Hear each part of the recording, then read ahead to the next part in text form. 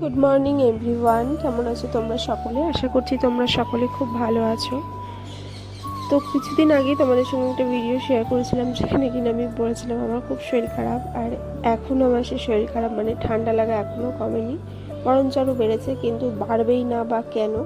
কাল রাতেই আমি আবার অনেক রাত্রিবেলা স্নান করেছি, মানে সকালবেলা যেহেতু আমি টাইম পাইনি তাড়াতাড়ি করে বেরিয়ে গেছিলাম, আর যেহেতু আজকে বৃহস্পতিবার তো সেই জন্য কালকে তো আর শ্যাম্পু মানে বৃহস্পতিবার তো শ্যাম্পু করতে পারবো না, তাই রাত্রিবেলাতেই আমি শ্যাম্পু করেছিলাম। তাই অনেক রাত হয়ে গেছিলো স্নান করতে করতে, সেই জন্য আরও বেশি ঠান্ডাটা লেগে গেছে।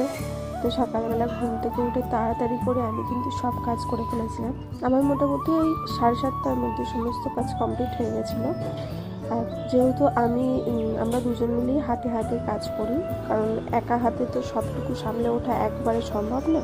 এই জন্য সৈকত সকালবেলা ঘুম থেকে উঠে আগে ঠাকুর স্নান টান করে ঠাকুরের যা কাজ আছে সেগুলোও সেরে দেয়, আর আমি এদিকে বাসি কাজ করতে থাকি।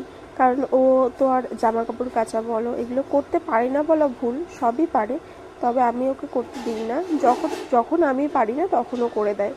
তো এত ঠান্ডা লেগেছে এই জন্য আমাকে জামা কাপড়ও কাচতে দেয়নি, কারণ অনেক দিন ধরে জামা কাপড় পরে রয়েছে, আমাদের তো আর প্রত্যেক দিন জামা কাপড় কাচা হয়ে ওঠে না। যেদিন সময় পাই সেদিনকে ফট করে সমস্ত জামা কাপড় কেচে ফেলি। আর শীতকালে যেহেতু জামা কাপড়টা একটু বেশিই হয় সেই জন্য আমার মোটামুটি সব কাজই কমপ্লিট হয়ে গেছে। এবার আমি স্নান করতে যাব। স্নান টান করে এসে আমি তাড়াতাড়ি করে একটু ঠাকুর পুজো দিয়ে তারপর কিন্তু আমাকে আবার রান্নার দিকে ঢুকতে হবে। যেহেতু 8টা সাড়ে 8টার মধ্যে বেরিয়ে যায়, তো সেহেতু আমার কাছে ফোনটাও থাকবে না। তো যতটুকু মাঝখানে আমার দুদিন আমি তোমাদেরকে ভিডিও দিতে পারিনি, কারণ এই দুদিনের মধ্যে আমাদের ফোনটা আবার খারাপ হয়ে গেছিলো, আমার হাত থেকেই পড়ে গেছিলো। তো সেই কারণে ফোনটা বন্ধই ছিল, ডিসপ্লে কোনো কাজ করছিল না, যার কারণে আবার ফোনটা সারাই করে কাল রাতেই ও নিয়ে এসছে। তো সেই জন্য আবার তোমাদের সঙ্গে আজকে ভিডিওটা শেয়ার করতে পারছি।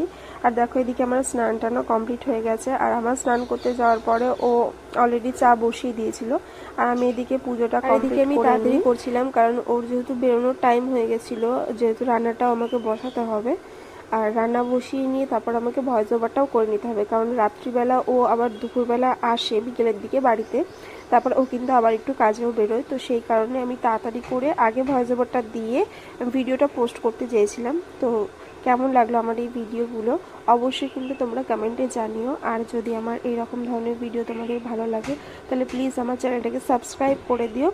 আর হ্যাঁ, অবশ্যই ফেসবুক থেকে যারা দেখছো তারা প্লিজ আমার পেজটাকে ফলো করে দিও, আমার প্রোফাইলটাকে।